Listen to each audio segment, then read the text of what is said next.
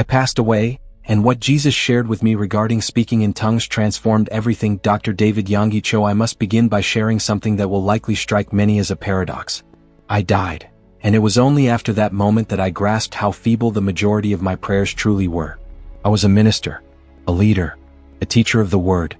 I had been praying in tongues for years.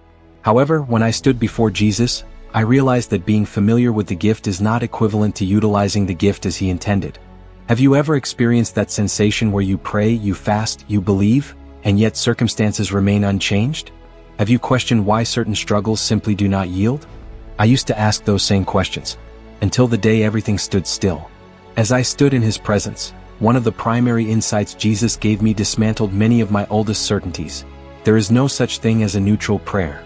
Not a single word that exits our lips is merely noise. In the spiritual realm, every prayer carries weight, either authority or emptiness.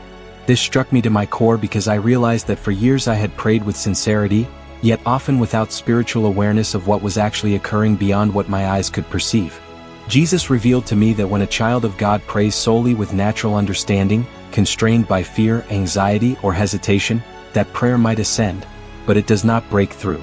It is birthed in the heart and moves through the mind, but it perishes before it can pierce the spiritual veil. Then he allowed me to feel something I will never forget. Heaven is not closed, but many prayers arrive too weak to sustain themselves there. Have you felt this? Have you concluded a prayer and, despite saying amen, felt something inside whispering that something was missing?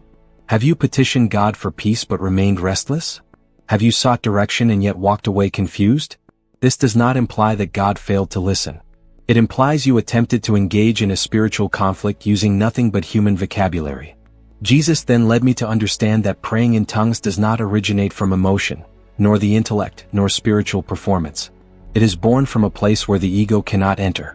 When the Spirit prays